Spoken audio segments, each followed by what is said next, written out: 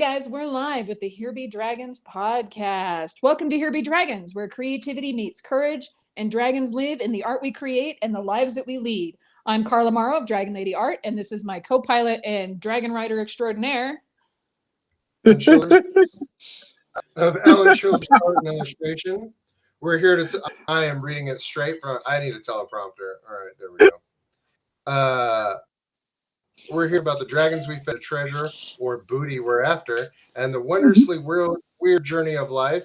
Every episode will explore what it takes to face your dragons and maybe even ride one. Okay, I will get this eventually.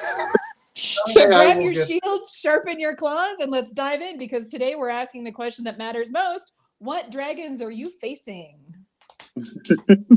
We have a guest today as we stumble through it. Our guest is Brian. Welcome, Brian.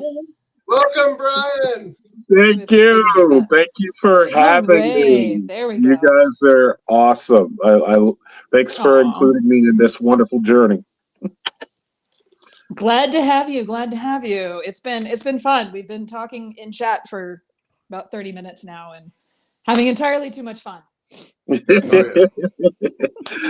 the best way to start it, where it doesn't feel like you're coming in cold, you know? So. Exactly. Never going cold. Yeah. No, sorry. Brian, I love where your mind goes, you know?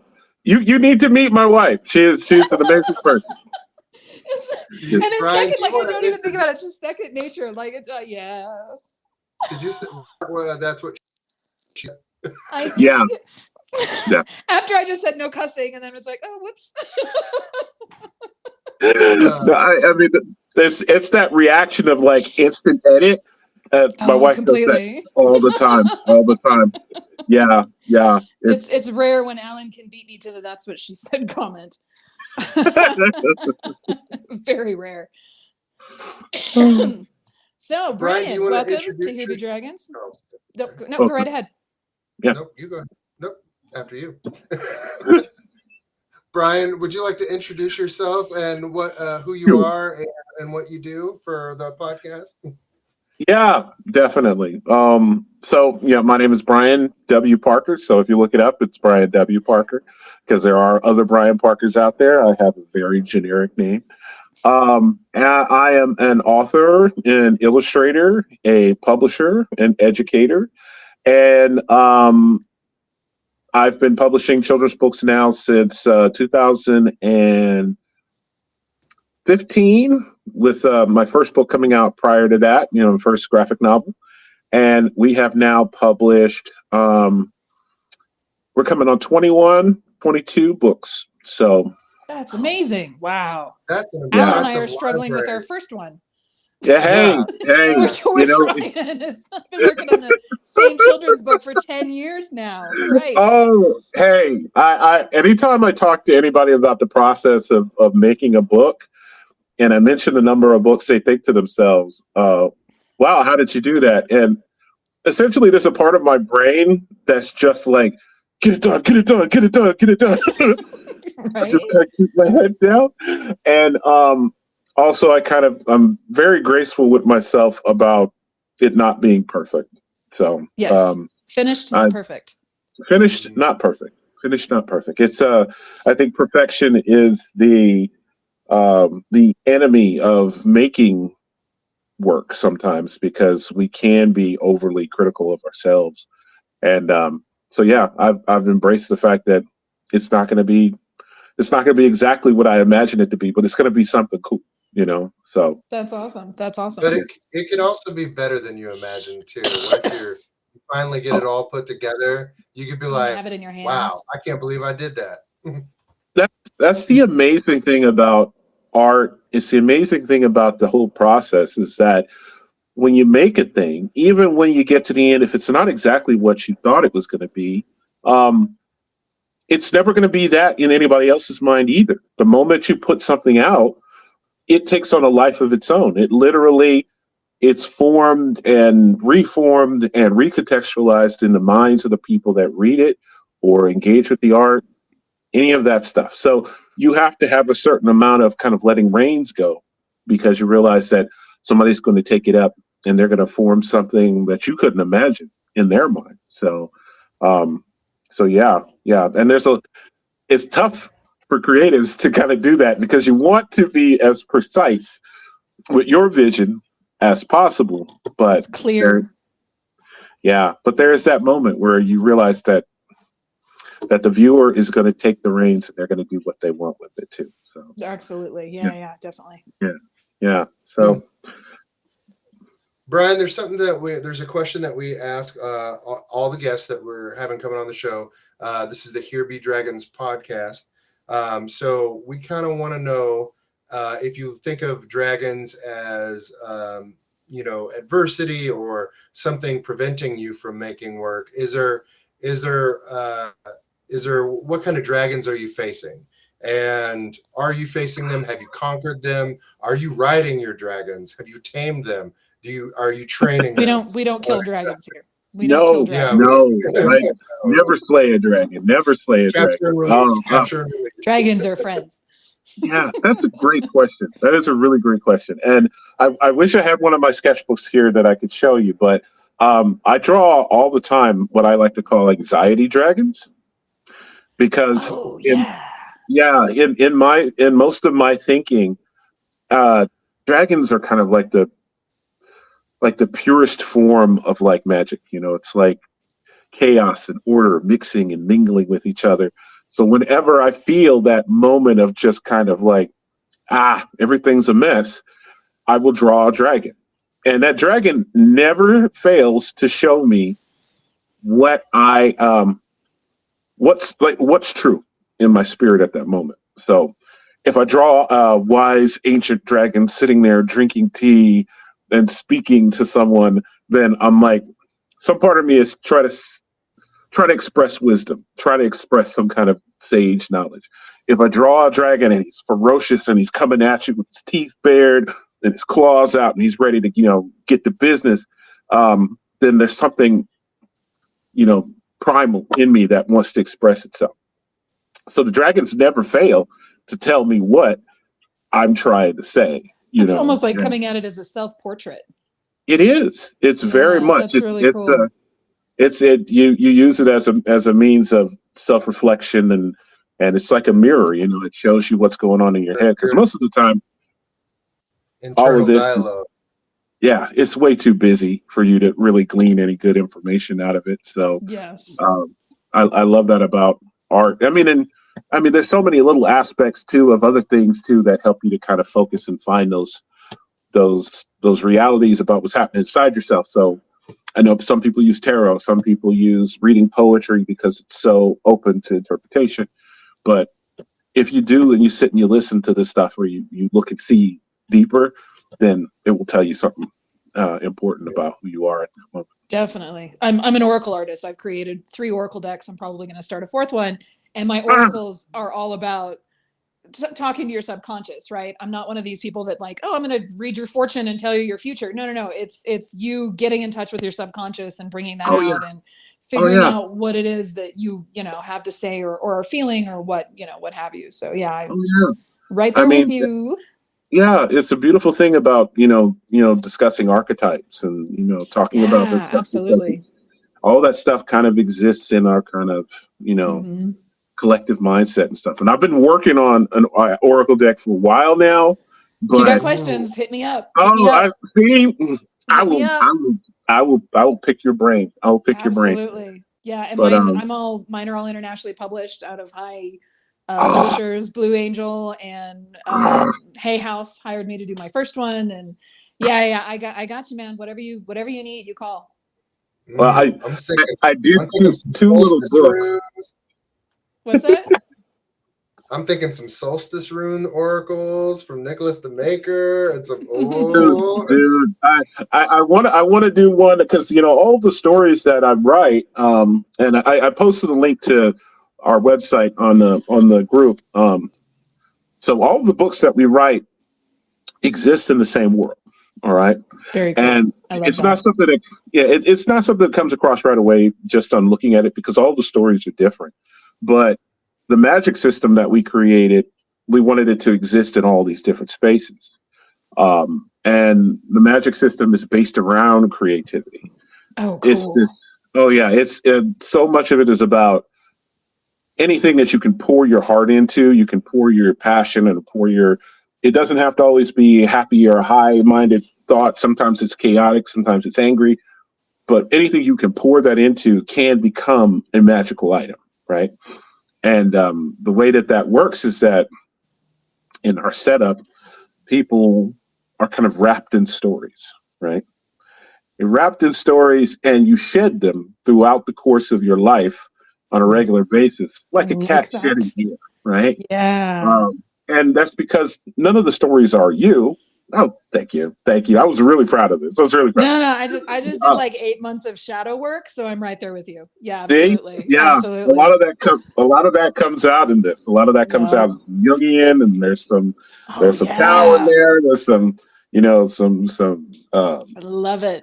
We're gonna have to, you and me, we're gonna have to talk philosophy later. Yes, definitely. And that's the cool thing, is that the way that this magic works is that when you're shedding these stories, that they imprint on the things around you. So as you're making a magical item, you're not just infusing it with your love, you're imprinting it with the story of who you are at that moment, right? Cool. And it can be either persistent and stay for a long time, or it can just be momentary, And so I want that to come across in our work. And I did these 2 books not too long ago. It's Fantasy Dressed Animals and Fantasy Dressed Animals. But I want to do one. I want to do one based on an oracle deck called Divinely Dressed Animals. And, yes. Yeah. So, but I have to create an entire, like, basis around it so that it's consistent and helpful for people. But once again, I'm gonna pick your brain. Yeah, of course. All my oracle decks are about helping with all 3 books. Mm-hmm. Yeah, there you go. Yeah, absolutely. A box set with the deck and all 3 books. Let's go. Don't start, because my wife is constantly telling me, why do you write everything in the series? Because then it locks you in for another 2 years doing the same thing. But generally the way I write is in these kind of big cycles too. So it does end up turning into series and stuff. Yeah. Well, it's cool that you write in the same world, because I know like oh my gosh, I just lost his name. Brandon Sanderson, all of his stuff is in the cosmere. Yeah. So if you're familiar with Sanderson, the stories are all different, but they all take place in the same world, which is just really cool, because then you get little Easter eggs between them and stuff like that. So yeah, that's awesome. That's awesome. I love that. But yeah, I mean,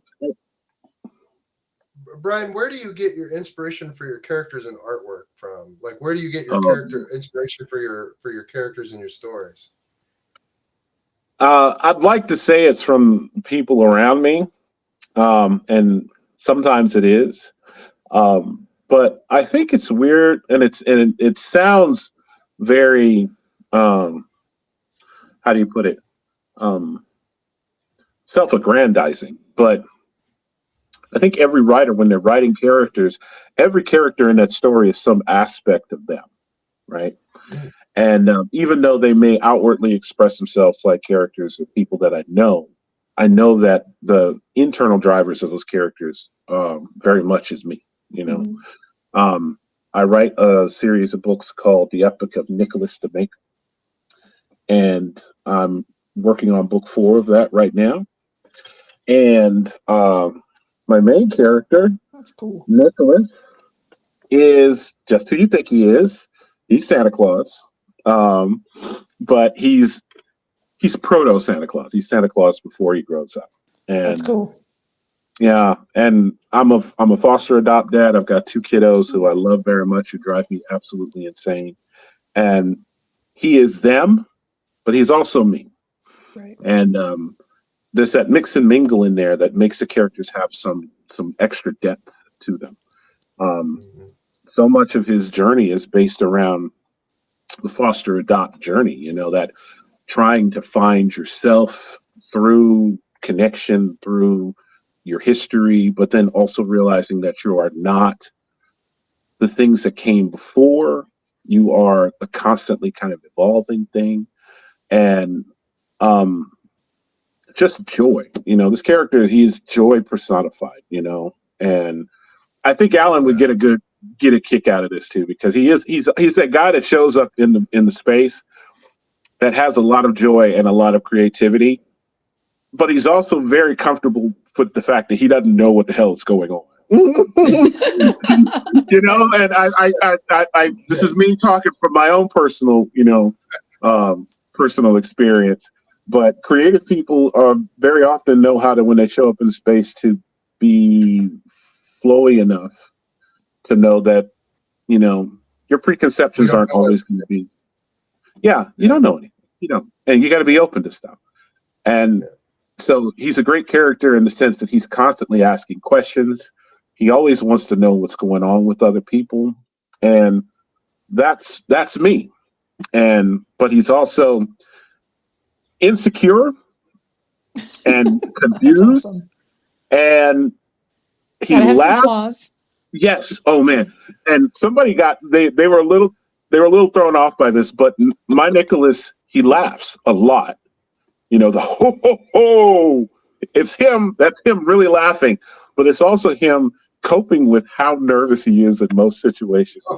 Yeah, that's awesome. Yeah. I love that. Yeah, and it's a nervous thing, but it's also it's him trying to find joy in every moment. So, in that way, yeah. I think that just adds an element, like a personality element, that I think that any person, regardless if it's a kid or not, they're going to read that and they're going to recognize that and be like, somebody put a little bit of me inside that character, and so they're going to read that. That's going to resonate with them, because I love that. I love that a lot. Thank you. And it tends to be that thing where it's like especially when you're engaging with young audiences, as we do, you want to give them that moment, especially when the protagonist is their age, where they can see that not everything starts off perfect. It's who this character is going to end up being. I have that wonderful that wonderful reality that I can work from, is that they know who Santa is. But how do you get to be that kind of a benevolent person that kind of gives freely of themselves? How do you get to that? And that was the journey. That was the part that I was really excited about, was how do you show a person that does not face a whole bunch of terrible things or hard things and not become cynical? That's a really just great deeper lesson overall, because it's the human condition, right? We all deal with crap, and how, as you said, how do you not lose that joy? How do you not lose? Call my public library right now. Tell them they need to get some Brian W. Parker in there. Buy him and donate him. Oh, definitely. Right. I could. Yeah. And yeah, I think right now more so than in any time that I've been alive a while. Having some characters and stuff that do represent that not giving up on the idea of being kind, being empathetic, being present, and that is a power, not a weakness. I think it's really important.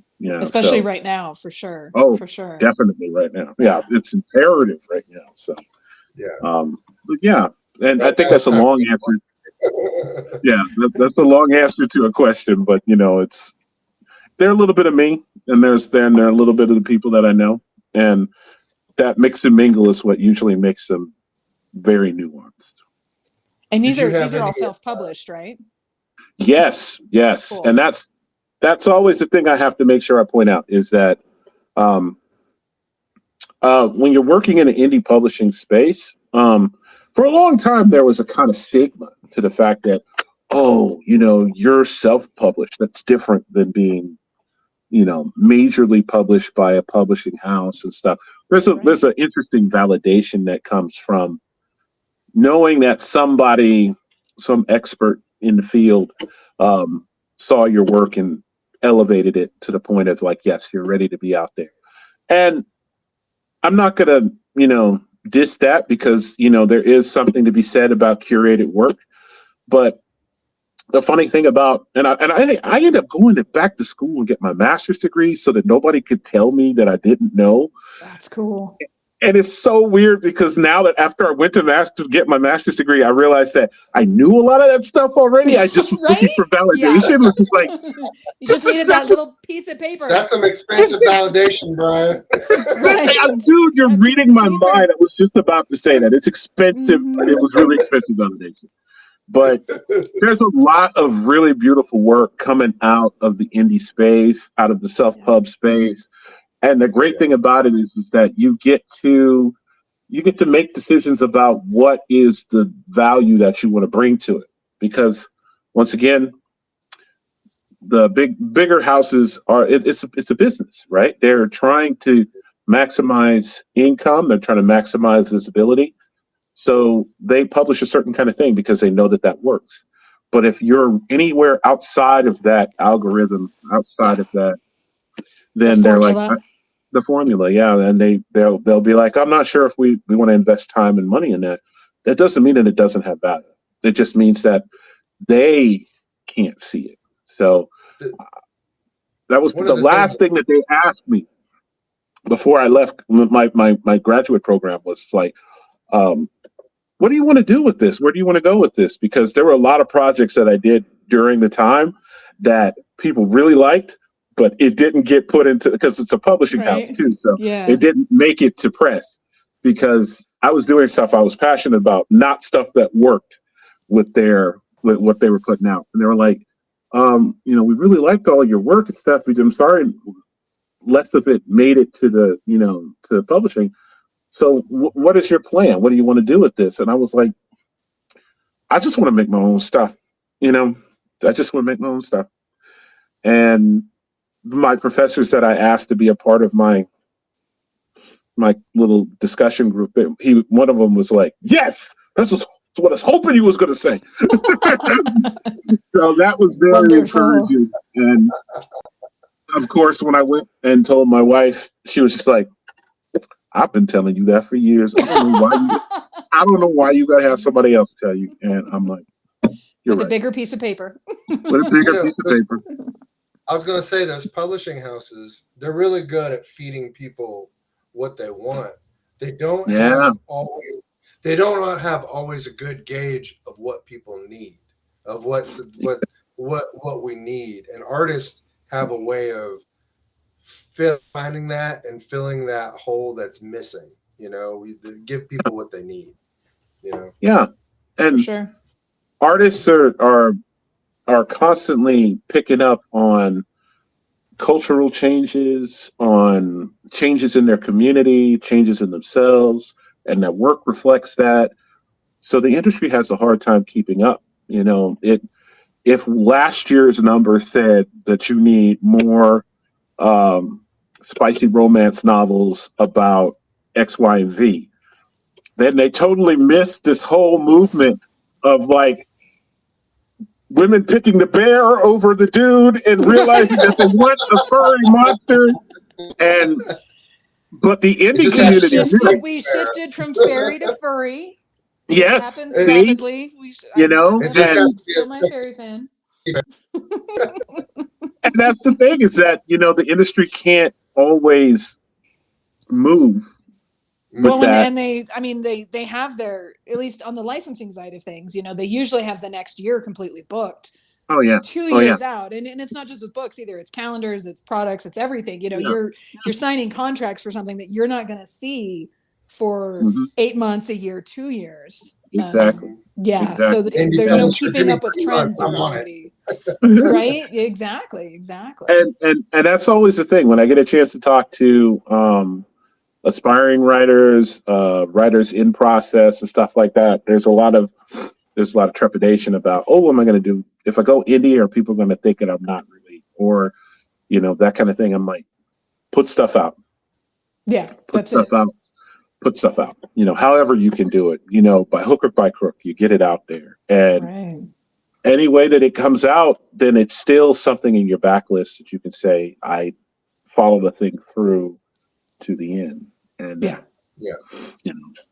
that always looks good, even if you decide to go the route of working with a major publisher and getting a agent and then getting representation and getting stuff out that way.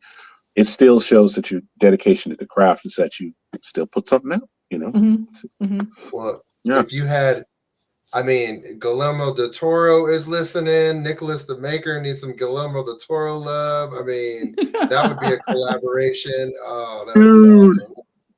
From your mouth to Guillermo's ears. I know. Yes, please. Oh, and I have the added. That vibe would be a minute heaven right there. Oh my God! And if for no other reason than just to study at the feet of somebody that you like highly appreciate their craft. That's always awesome. I'm lucky enough that I'm in a publishing town in Portland, but it's also a filmmaking town too, because Leica Studios is right down the street from the house.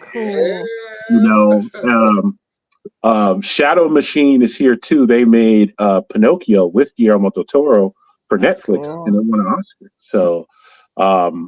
So I'm always trying to find out where these people meet at. So you could just be like, "Hey, I brought everybody coffee." You'd be like, "Fancy meeting you here." I know. What's the secret word to get inside this room? I tried it with Ursula Le Guin when I moved here. She was still out and about, in a literary community. She was always out and about, just having coffee with folks and hanging out at bookstores and sitting someplace and being grumpy about things. And I love that vibe about her too. I just wanted to show up and be like, "Hey," but I never really. I'd always missed her. My bad. Sorry. I was like, "Oh my God, aren't you Ursula Le Guin?" Yeah, Tales of Ursula. Oh my God! But I always missed her by like that much because I went to one bookstore and did a signing, and she had been there the day before, and I was like, "Damn it!" But always take those opportunities whenever you can. And I've lucked out. I've got to meet Mike Mignola, the creator of Hellboy. I've got to meet. His documentary is excellent. If you haven't seen it. Oh, so good, so good. Oh, and he's exactly. They say don't meet your heroes. That's absolute bullshit. Right. Yeah. All good. I'm the one that broke the rule.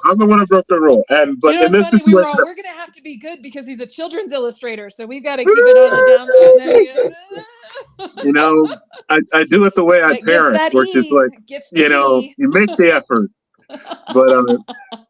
But yeah, I mean, always meet these people whenever you get the chance to, because there's something about just meeting them and engaging with them and their character and stuff that you get to realize certain things that have translated into their work. I've met Mike Mignola twice, and he is Hellboy. Yeah, he is Hellboy.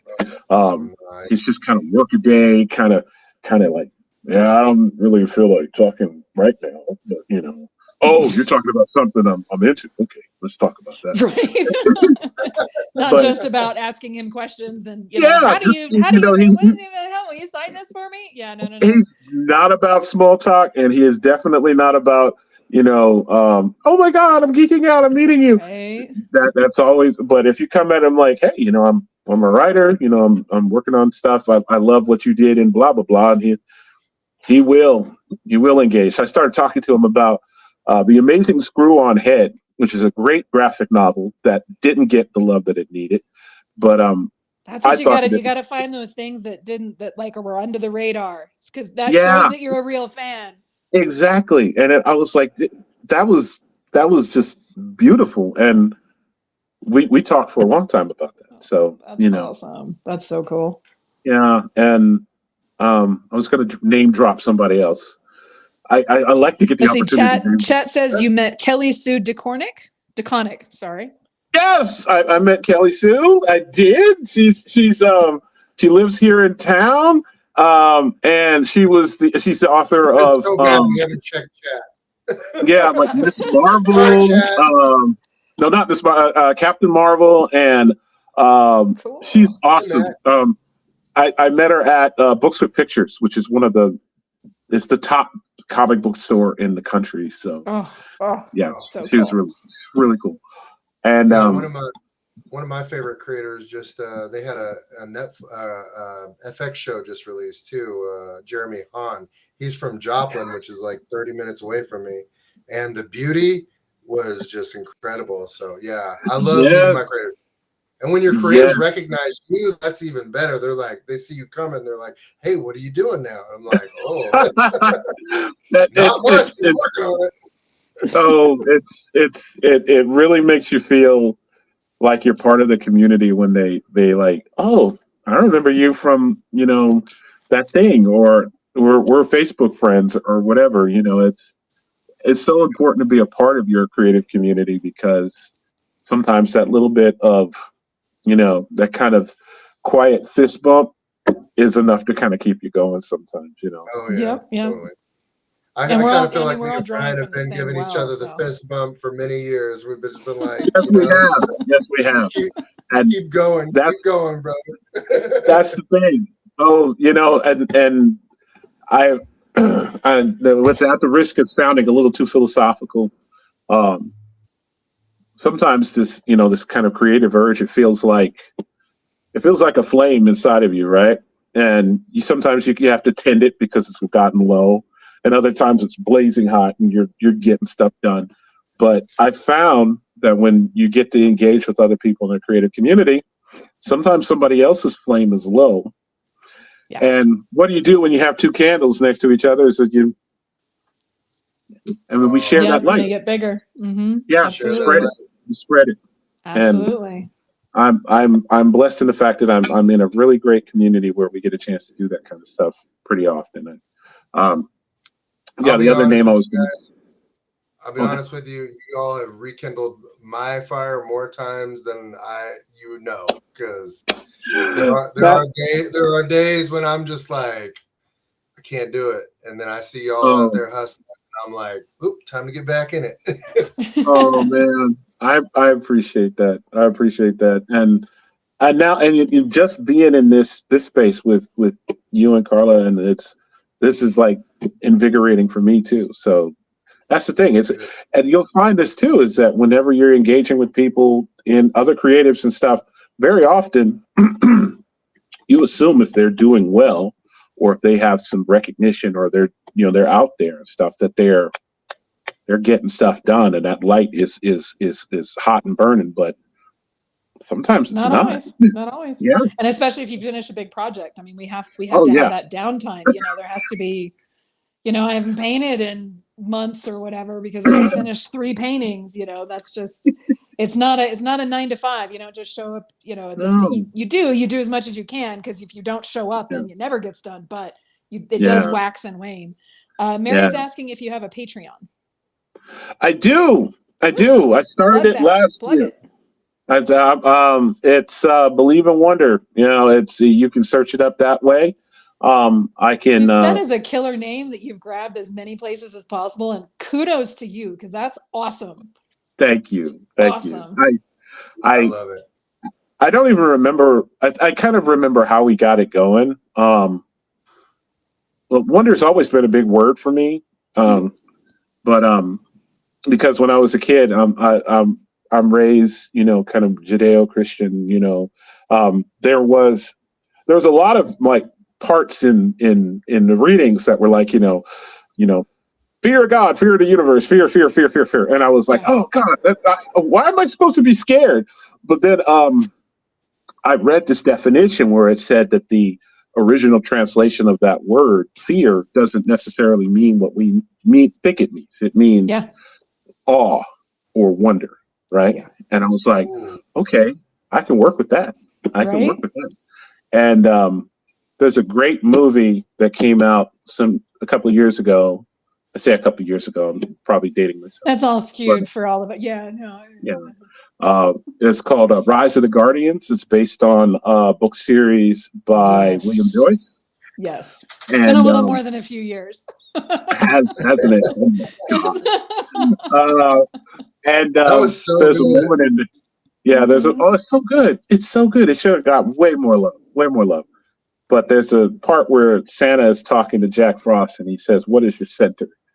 And he demonstrated it with the Russian dolls, and he got to the middle, and it was a little baby with eyes full of wonder. And I already connect with Santa Claus as a just an icon and an archetype. But that moment, like watching a film that's like it's a cartoon, it's whatever. But you ever seen something? You're watching a scene in a movie and you get chills. Mm-hmm. Yeah. Your neck and stuff. That moment was transcendent for me. I was like, okay, cool. yeah. And I was like, I really connected with that. So I was like, I believe in the wonder that's inside of me. So when we came up with that and my wife was looking at it, she said, you do realize that when you line up the letters of our company name, believe in Wonder Publishing, that it's, if you don't count in, it's BWP, which is my initial. Oh, like, nice. That's cool. She's like, did you do that on purpose? That's so meta. BWP. I was like, no, I didn't do that on purpose. I didn't do it on purpose. Oh, but that's great marketing, though. That's great marketing. Right? It's just synchronicity, it's whatever. Isn't that amazing? Like the synchronicity of just stuff is just it just lines up. It's mind blowing. Yeah. You have to have your eyes open for it though. It's the thing. Oh, yeah. A lot of people are just kind of like putting that energy and alignment down into the world for what you want, and then you're practice that and you're more likely to see it when it does come up. So for sure. Yeah. Did you have any growing up when you started creating, like professional influences that influenced you to start creating? It's just, which is crazy is that it's so broad because I love cartoons as a kid. I love cartoons. I collect toys now. So, I was that kid. Are we all children of the 80s here? Yeah. There you go. Because everything that we were eating, watching, experiencing was a commercial for something else. Toy. Yep. Yeah. So I had He-Man. I had G.I. Joe. I am deep in Funko's pocket. In Funko's pocket. I keep saying I'm only going to buy the ones that I like, and then they keep coming out with ones that I like. So I'm hosed. I know that it's probably a good thing that I'm not rich because I keep looking at, somebody posted the other day, it's the full set of Thundercat action figures and the castle where they and I was like why would you show me that? Right. They keep coming out with these new He-Man toys now, and I'm just like drooling and stuff, and I'm like, oh. And it's about to get crazy this summer because when the movie comes out, then those figures are going to be everywhere. Get them while they're cheap. Right? Yes. Might have to talk to your brother about getting a Nicholas the Maker too. So, dude, hey, he made me too. So I'm gonna paint this guy today. That's so cool. Oh, they look so good too. Oh, thank you. He really nailed it. And he's having a blast printing them, so I feel bad that I'm just kind of like, I got another idea, and he's like, okay. But the way that I always couch it is that I'm gonna take these things to events, and it helps people to kind of see the characters, and then hopefully, because put things out into the universe. We are business people. We've got to make the money. Mm-hmm. There you go. I do hope too that one of these people from Leica is going to walk past my table and be like, what's going on there? And I'll be like, what? I mean, the guy that did Dragon Tales, like the executive for PBS, was at a random tiny art market and saw him and made Dragon Tales from that whole thing, You never know. You never know. You never know. So that's why I'm always like, put stuff out there. Put stuff off there. There's a great indie author named indie illustrator that actually does some stuff for DC, named Becky Clunan, and she put out a lot of really good indie books and stuff. pre-COVID. And that was like her thing on the back of her books was publish or die. You know, she was like, I gotta be putting stuff out. I gotta by hook or by crook, I'm gonna find a way to get it out there.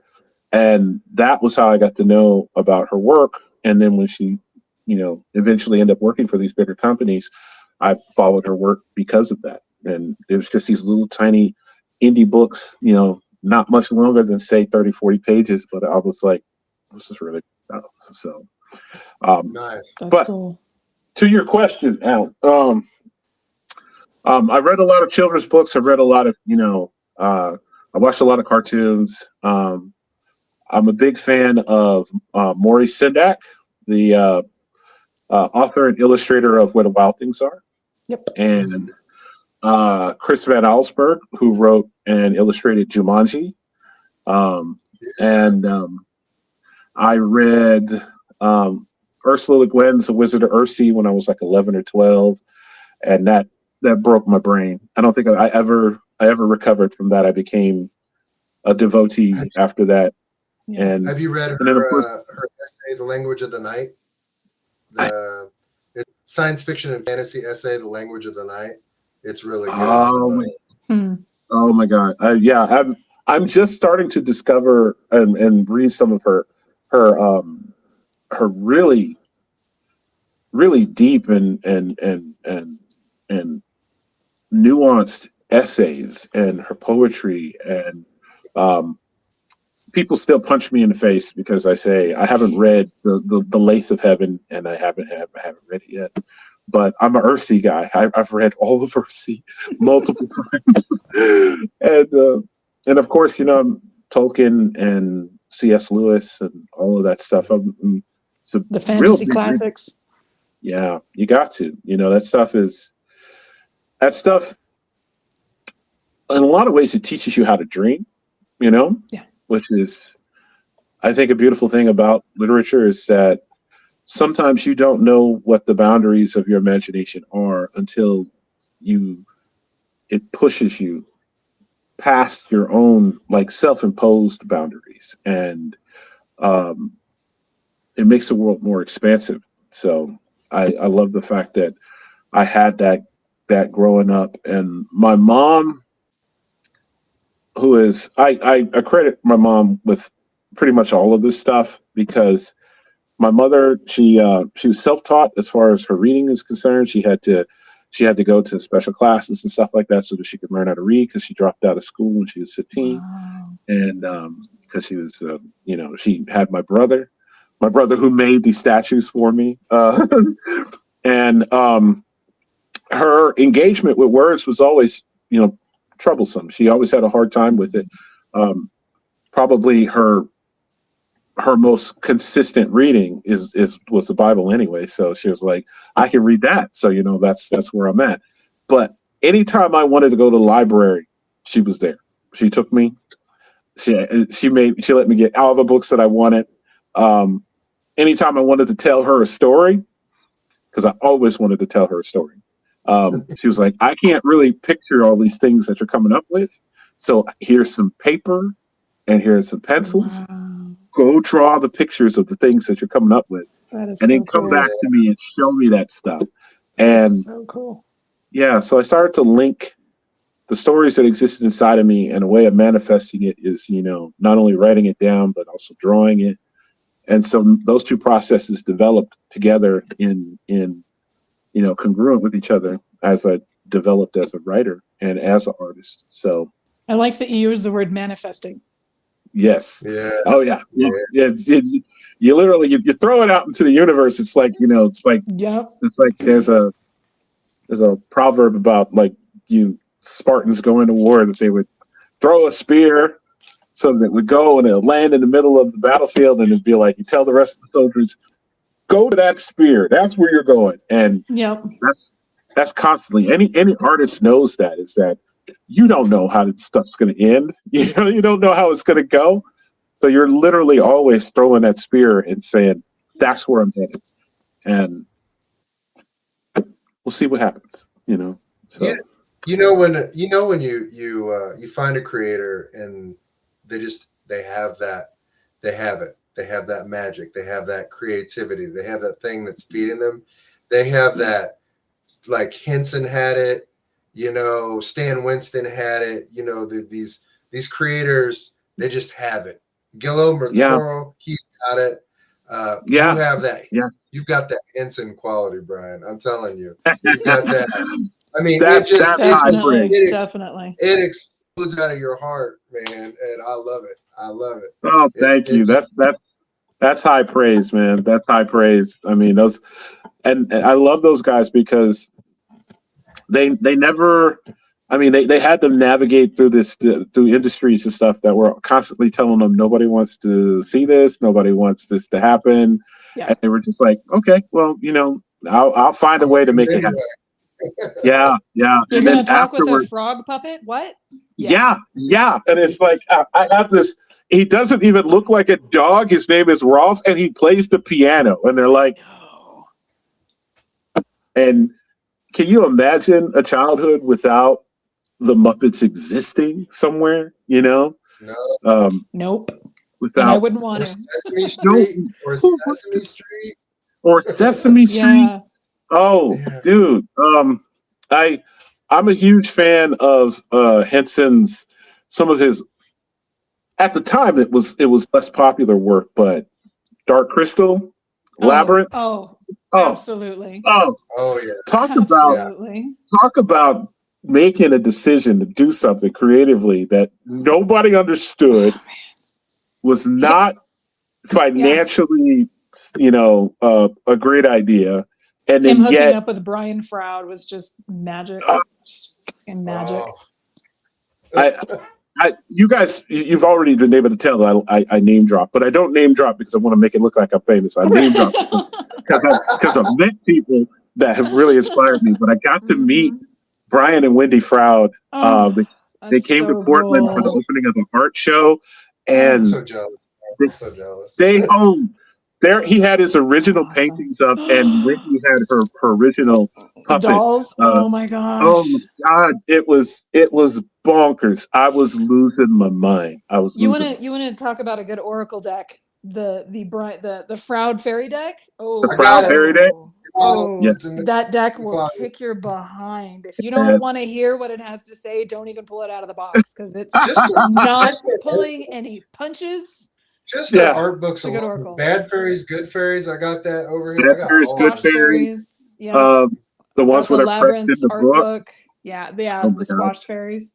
Yeah, it's the squash fairies. And I will tell you, just having to been in a space and experience that artwork up close, it's I mean, I feel like sometimes that the books don't fully, or any of the reproductions ever fully capture, because every brushstroke, every piece of every bit of watercolor that's laid on there, it's layers. Yeah. It's layers. And I'm like, I can't watercolor myself out of a paper bag. I just can't imagine that amount of consciousness while you're making it. I've mentioned it before, but a few months ago, one of the major colleges did a study on what happens to our brain looking at reproductions versus looking at original art. And there's completely something different that happens when you're looking at original art, when you're looking at the brushstrokes versus the reproduction. It can be life-changing, right? It can be absolutely life-changing for people. I used to, when I was in college at Mississippi State, my professors, art history was always a hard class for me because I love the history part of it, but they would elevate certain, I mean, some stuff you just don't kind of get get it in context. And color field painting was something I was like, why am I supposed to care about this? Like Mark Rothko, big bands of color and giant canvases. And I was like, what is the point of this? Because the way I was seeing it was like this in a book. Oh, yeah. So I had the privilege of, when I was in school, going to the MoMA and to the Met. And that was sophomore year we went. And I got to see a Rothko up close. I got to see it. And the layering of the color, the density, the nuance, the changes in variation between the blocks. And then I got it. I totally got it then, because it was, and it's so large that once you're standing in front of it, you get lost in the field. Right. You're in the color. And I was like, okay, I understand now. And same thing for like Jackson Pollock. I was like, anybody can do that. You're just dripping with paint everywhere. But yeah, the whole modern art stuff. Yeah. But you stand in front of it, and the thing is takes up all your periphery.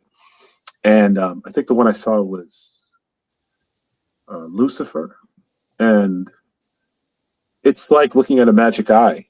You know, you become part of the color field. You know, you're in it. That's cool. And yeah, and I feel like young people.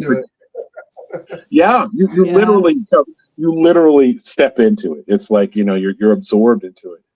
And I feel like young people in particular should have that opportunity more often to see the stuff up close in real life.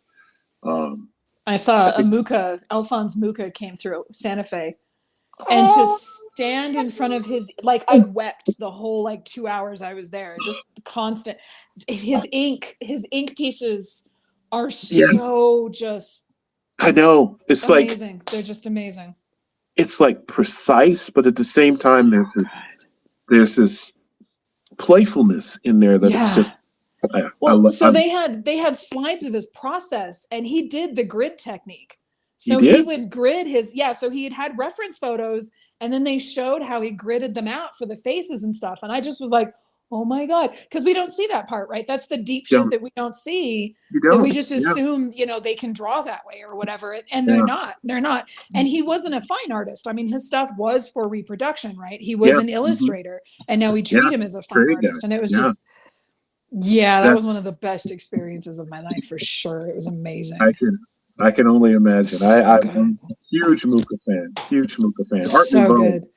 Yeah. But yeah, I mean, and I, you know, to bring that concept to, you know, because so much of my work is engaging with young people. I think, especially with the way that social media is set up, so much of what they see is finished product, right? Perfectly pristine, perfectly edited, you know, none of that, you know, I mean, even process video sometimes can seem like it's happening super fast, right?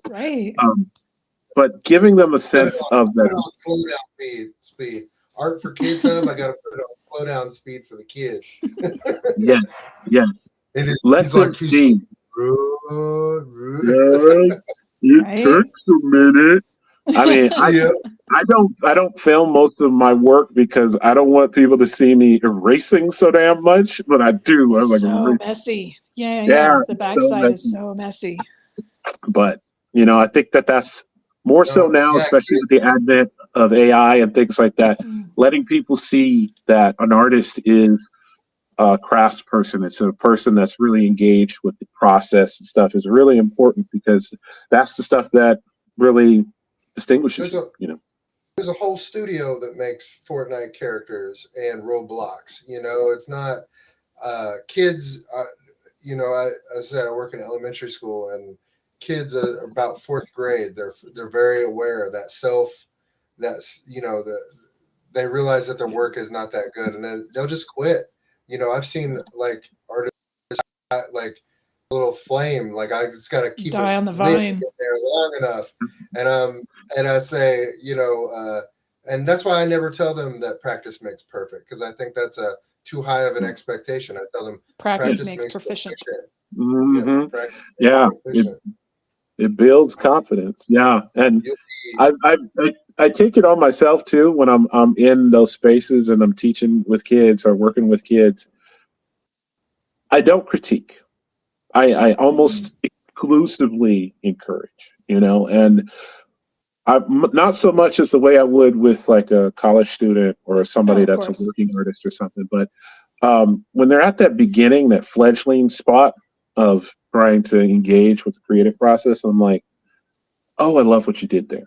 I love that little decision that you made there changes the whole thing. Or I'll ask them questions like, what was going through your mind at this part? When you picked this color, or I see this mark is different than the rest of them. Is there a reason for that? And I get that from my own kids because my son, Victor, he's the type that can look at something and he can draw it perfectly the first time. And then he'll okay, fine, I'm done, because he has a hard time engaging with things that he's not good at. But my son Kamari, he'll struggle sometimes, but he does these things that he calls story maps, which is cool. He'll start a drawing in the corner and he's telling me the story as he's drawing the line. It'll be like, there's a tree over here. So cool. There's a little lake. And then I'm like, oh, okay, well, what's happening at this part? And I totally stole that. I was like, oh my God, I can do that for my own work. And you miss out on the genius of children if you're trying to pick it apart or base it off of ideas that you've heard before. Right. And I have, just to show you an example, so this is my current writing sketchbook. Oh, yeah. I will do story maps in my book. Cool. Oh, I love that. That is cool. Well, because it's kind of like a timeline. You're essentially drawing a timeline, but it has a physicality. It has a sense of location. And you can also kind of put a character this story takes place in a spiral. Oh, cool. Because a lot of it is about kind of self-exploration and digging deeper. So I drew the map as a spiral. You work primarily. Thank you for sharing that. That's awesome. Don't you? You work primarily in pen. You primarily work in pen and pencil. I do. I even since I got this out, I'll show you this. I even write most of my books longhand first off. And part of that is just the fact that just through my art training and just as a kid, I've associated holding a pencil with activating my creativity. So whenever I'm sitting in front of a computer, magic wand. It is. It's like a magic wand. It literally is. I have pencils and pens in my pocket all the time. So I never have to feel like I have to have a screen in front of me to engage in creativity. So I always tell that to students too. I'm like, they're like, well, I really like to draw on this app. And I'm like, that's great. That's great. Have a sketchbook too. Don't ever abandon having actual paper and pencil because there's an immediacy to it that screens. The battery's not going to die. You're not going to be. I was creating for years before I had a cell phone. I was creating for years before I had a cell phone. Well, and there's something about analog that, again, it's like viewing the original. There's something about analog that connects us in, especially if you're ADHD or neurospicy or something like that. That is so cool. So you were talking about dragons earlier. So yeah, this is so cool. Oh, this is we me love and my dragons son were sitting. Yeah, see, I got a little librarian over here talking to him, stacks of books, and for some reason the books get carried around by giant stingrays. I don't know where that came from, but I think I ripped off of that, like with one of my sketches one time. I think I ripped off some of your work. I see your work sometimes, and I'm just like, oh, I gotta make something. Dude, sharing the light. I'm sure it's happened a couple of times for me too, because you draw with this kind of, I don't even know if you're trying to do it, but your characters have this kind of like life and joy in them that I'll see you drew your character's the bear with the hat, the magician bear. Yeah, that's the storybook I'm trying to make. Yeah, I think that day I drew a bear with a hat, and I was like, he had a wizard staff and he had a little like bag across his chest, and I stuffed the bag full of like big chunks of honeycomb and stuff that was dripping all over the place. And yes, he was being bothered by bees because he stole the magic honeycomb. That's awesome. Yeah. So. Yeah, we're just sharing light. Yeah. Yeah. And we all stand on the shoulders of those that came before us. So for sure. Of course. Of course. That's Real quick, part of the problem. real quick before we close out, you also write with your wife Josie, right? Yep. And she creates along with you, and on your website you have your son listed as your creative officers. Yeah. How important is it that family joins you on this journey with you? It's imperative for me. They're the reason why I do most of this stuff. I mean, I love my art, but the only reason why I do it as a business is because I want to give them something of myself, and I know that they're not going to get any other kind of inheritance. So I've already told them straight up. I'm like, I'm pushing to finish Nicholas so that I have the 5 books completed. I have all the stuff, and I'm gonna hand it to them legacy. someday. And I'm like, hey, make a video game, make a movie, whatever, board game, any of that stuff. Most people have to, license a property from somebody. I'm going to give you one, completed and fully done. And whatever you do with it at that point is up to you. And my boys are very much engaged in the work that we do. And I pick their brains, literally, like I told you just now about the story mapping and stuff. That's a class that we teach to young people now. That's cool. And yeah, in the presentation, That's I have cool. my son Cam's drawing in there so that they can see it. And I think he did it when he was like Brilliant. 4.5 or 5, so it's chunky as hell. But it shows kids. You never know. You never know how your work is going to inspire somebody else. And Josie's my rock. She's the pragmatist. She's a creative, but at the same time, she's a creative in the sense where she knows how to organize things, and she knows how to make sure that effort is going to the places that it needs to go. Because a lot of creatives, sometimes you can scatter your energy because you're trying to find a place where it's best focused. And there are people out there who are very astute at being like, no wasted effort. Let's find where this actually works. And Navigators. that's who she, yeah. And that's who she is for us as a company. And that's why every time I make a book, her name's on the front.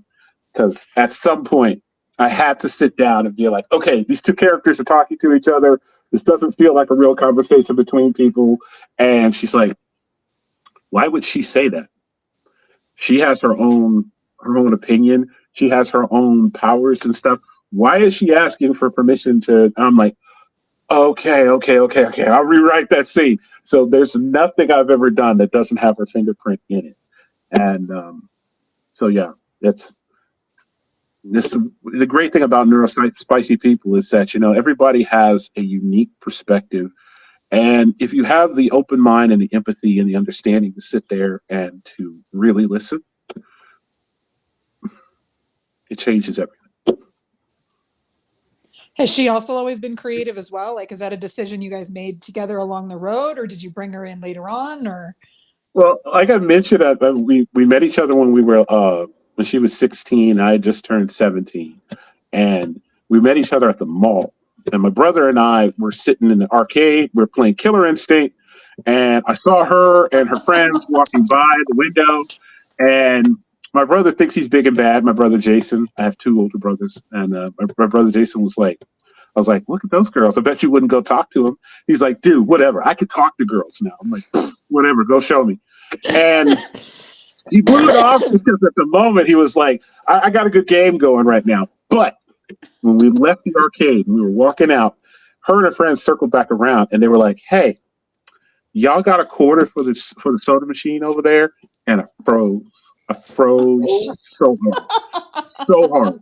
And I thought she wanted to talk to my brother. And then he's like, hey, here's my phone number, blah, blah, blah. But then when she finally called the house, Jason was like, I just was trying to show you that I could talk to girls. Here's the phone. You talk to me. Wait, didn't any follow through? Yeah. Oh man, no follow through.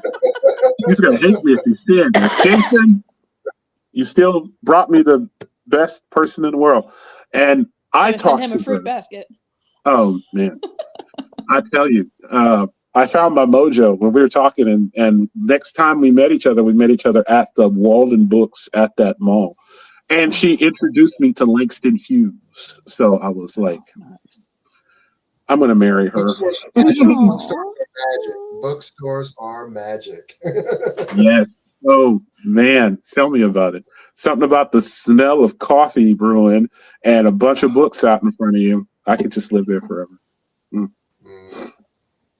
Awesome. Oh, yeah. Well, we're about out of time for this segment. Just so you guys know, we do cut it out, and then we go and we talk for another 30 minutes, and that goes up on our Substack for paid subscribers.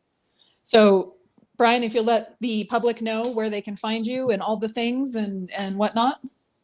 Certainly. You can find us at believeandwonder.com. We're the only Believe in Wonder out there. Us and they did a thing for Wonder Woman, but they're on her 50th one hundredth Nice. anniversary or something. Nice. So it's just us. It's just us. And we have our So good. Patreon, which is going. We post a lot of original artwork, process stuff, some role playing stuff, some stuff about the books and stuff like that, and it's trying to make sure that we're constantly putting more of our process stuff on there. And all of our books are available through the usual places, but I do like to point people in the direction of bookshop.org because that's coming directly from indie bookstores. Yep. Mm-hmm. Yeah. Awesome. And he's on our website. Awesome. So if you guys go to herebedragonsartcast.com, under guests, every guest that we have on, they get their own page with their own links and everything and samples of their art and everything like that. And you were kind enough to give us some coloring sheets, which I need to add to the website, but they will be up by tomorrow. So make sure you go by and get some free coloring sheets from Brian. And thank you guys for joining us on Here Be Dragons. Make sure to like, subscribe, and find us on the web at herebedragonsartcast.com. Nicholas is saying bye. We're on Substack. We're on Apple Podcasts, Spotify Podcasts, YouTube, anywhere else you want to listen. The episodes go up the following day, so they'll be up tomorrow, so you guys can check us out there. And thank you guys, and we'll see you next time. Thank you. Thank you.